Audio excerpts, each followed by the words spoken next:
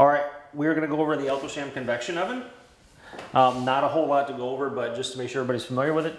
The door is a double door, but it's single activated, so as the left opens up, the right will open up, just like most of them are.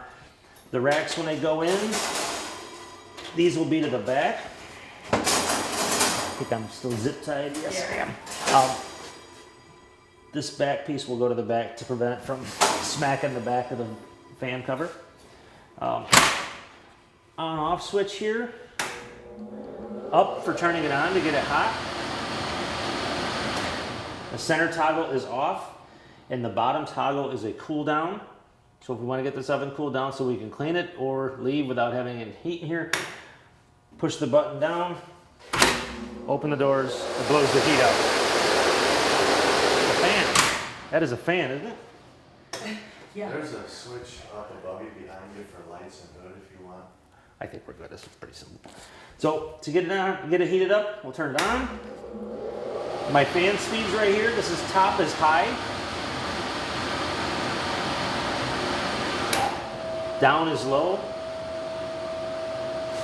To get it heated up, we actually need to turn the heating thermostat on.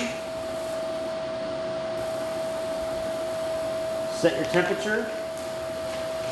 When you first fire these up, Chef, I would suggest firing it up to like 200 degrees for about 10 minutes, then 250 for 10, 300 for 10. Let it kind of burn off some of that dust and machine oil and get that smell there before you actually start cooking. Just let it go all the way up to 500 and let it burn for a good 20 minutes.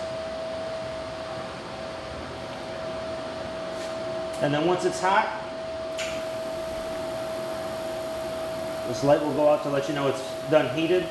And then we just set our timer, load our products, good to go.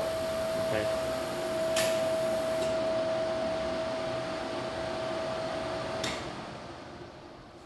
Really isn't a whole lot of maintenance to do except cleaning. You can see the inside of this is stainless steel, so the manual has a list of chemicals I believe that are approved in here. Once again, keep scrubbies out of this. As with any stainless steel product, anything abrasive, keep it out of there. There are certain companies, 3M makes one for sure. It's a 2000 grit pad that's low abrasion that will help if you've got some really nasty, crusty stuff on there.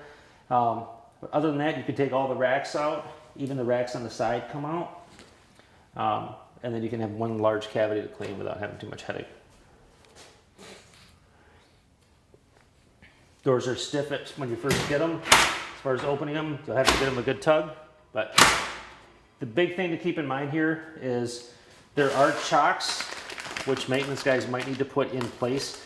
The whole thing on that is that the combi sits on top, which is right over a drain. So if I start kicking this and I start moving it, I'll come out of the drain and then we're gonna have water on the floor.